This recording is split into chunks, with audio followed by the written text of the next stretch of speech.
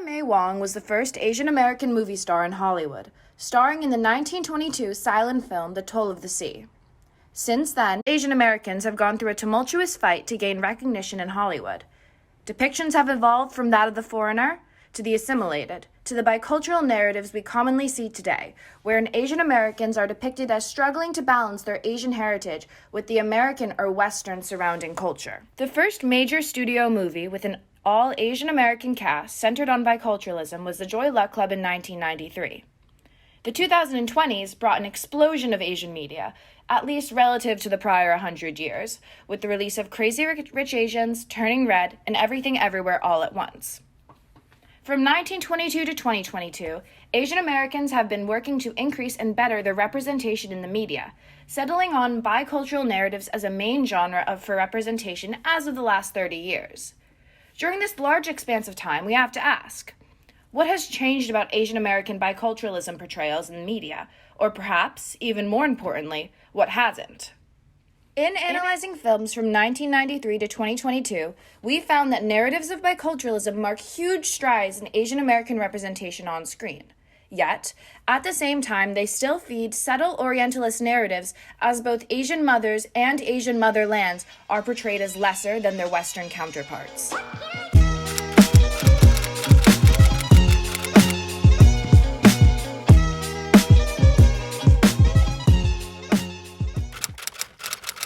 The term Tiger Mom originates from Amy Chua, who, in 2011, ascribes it to a strict or demanding mother who pushes her children to high levels of achievement. The term is attached to high expectations, negative reinforcement, and parental involvement, but, above all, a racial component. The concept of the Tiger Mom often represents a bitter clash of cultures. In the Western world, it is a reduction of the complex traditional Chinese parenting style into a baseline stereotype upon which Western cultural beliefs are imposed as an attempt to make sense of it. Asian parents being identified as tiger moms has become the prevailing stereotype in Asian parenting. It simplifies complex Chinese parenting into a binary choice where parents are choosing parentally defined success over the pursuit of the child's dreams and happiness. Western society often uses this trope to show that the children of these tiger moms are not happy, and have turned the term into a racist microaggression. As it stands today, the tiger mom trope compounds existing perceptions of Asian American biculturalism. Tiger mom parenting is inherently tied to the model minority myth, as the myth argues that work ethic and preference for higher academic and economic prosperity have resulted in a higher socioeconomic status for Asian people in the West. It's placed intensely high cultural and societal expectations on the Asian diaspora, a community that has to shoulder the brunt of identity politics alongside the oppressive structures already against them in Western society.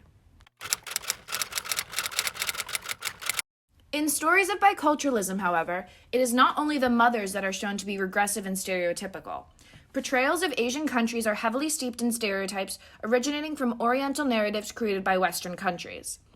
Orientalism can be defined here through two main features, the first of which is Western intellectual domination. Western intellectual domination refers to the belief that those from the East were biologically inferior and needed to be dominated or corrected by Europeans. The second is latent Orientalism, in which the East is viewed as separate, eccentric, backward, and passive. In Minari, the recently immigrated grandma comes to embody the negative stereotypes about the East. Her Korean-American grandchildren take a particular disliking to her eccentricities, asking her why she's not a real grandma who bakes cookies, and complaining that she smells like Korea. In older stories of biculturalism, Asian countries are repeatedly shown as locations of trauma, where characters are brutalized, sold, hurt, injured, and more. It is only in America where they are able to recover from this trauma, if they're able to recover at all.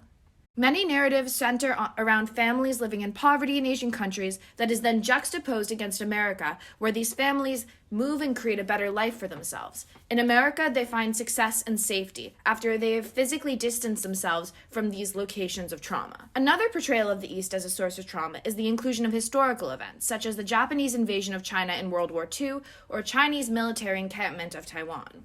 For example, the Joy Luck Club shows how the Japanese invasion separates Su Yuan Wu from her newborn babies. Asian cultures are also shown as having antiquated views on marriage. Arranged or unhappy marriages is a popular trope of stories in Asian American representations.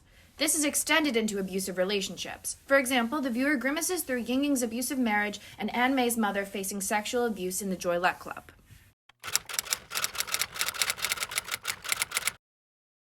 As narratives of immigration and biculturalism have continued, the portrayal of China and other Eastern countries has shifted from being locations of physical, emotional, and sexual violence to locations of superstition and the supernatural, reflecting latent Orientalism. This portrayal of superstition and the supernatural within films in such a way that exoticizes Asian nations and Asian individuals reflects the exoticization and fetishization of Asian Americans and Asian American culture today. It's not that Asian countries don't have poverty within them or contain other challenges that face citizens, nor is it that Asian cultures do not incorporate stories, myths, and ideas around superstition, but that the narrative created around Asian countries and much of the Western cinema is not balanced, leaving audiences with an Orientalist perspective through these aforementioned characteristics. In showing Asian countries as inferior to Western ones, whether that be through violence or supposed backwardness, bicultural narratives further emphasize the superiority of Western culture. Thus, ultimately for protagonists of bicultural narratives, progress often comes from an abandonment of native cultures. They must move away from their strict parents and adopt Western individualism. This is where they find their happy ending. In adopting Western individualism, or pulling away from their native culture, the protagonist is greeted with socioeconomic success, emotional validation, or at least the freedom to form their own identity. For an Asian American to be American, they must adapt a definition of American culture that is heavily influenced by white people, American becoming synonymous with whiteness. In English Vinglish, the mother Shashi only gains independence and respect from her family when she has gone to the United States and learned how to speak English. Once scorned for her inability to understand or speak English by her own children, she takes matters into her own hands and enrolls herself in an English class. Her integration with the Western world becomes a pathway to becoming a modern woman. This creates a twofold problem. It does not allow for a complex look into bicultural identity that Asian Americans often struggle with, nor does it properly acknowledge that separating oneself from their parents is more complicated than simply an abandonment of an immigrant's family's values. In The Farewell, for example, being bicultural isn't framed as a bad thing. The movie also acknowledges that there is difficulty with it, however. Billy, the protagonist, struggles to navigate the beliefs of her American upbringing and the beliefs from her Chinese heritage and family. Ultimately, she chooses the collectivist attitudes of her Chinese family over her own ideals of American individualism and autonomy. Similarly, Everything Everywhere All at Once creates a nuanced look at the immigrant experience from the perspective of a seemingly so-called tiger mom, Evelyn, while examining how generational trauma affects her experience as well as her daughter's bicultural experience. Leveraging multiple generations is an effective technique to depict cultural transformation within a family, which is also accomplished in. Prior to more recent examinations into the bicultural and immigrant experience, bicultural narratives often contained little consideration of why immigrant parents might be more strict or hard on their children, and what role generational trauma plays in forming parental techniques. Generational trauma, also called intergenerational trauma and transgenerational trauma, is the psychological and physiological effects that the trauma experienced by people has on subsequent generations in that group. When generational trauma functions in conversation with bicultural narratives that include difficult family relationships, families can be shown to have complicated dynamics because of a multitude of circumstances instead of values inherently tied to Eastern cultures. In Lulu Wang's The Farewell, the tumultuous relationship between Billy and her mother Jian is given additional context through the exposition of the relationship between Jian and her own mother, Nai Nai. Jian's words, "Nothing I do is good enough for her," are strikingly similar to Billy's worries of being an inadequate daughter. Jian is upset to realize that Billy, as a granddaughter, cannot understand how Nai Nai was to her as a mother. The relationship is complex, loving, and sorrowful at the same time. Everything Everywhere All at Once, released in 2022, delves into generational trauma and deconstructs this notion tied to the immigrant experience or Eastern culture. In fact, staying in Asia and choosing not to immigrate in Everything Everywhere All at Once is shown to be a decision that results in socioeconomic status greater than that achieved in the United States.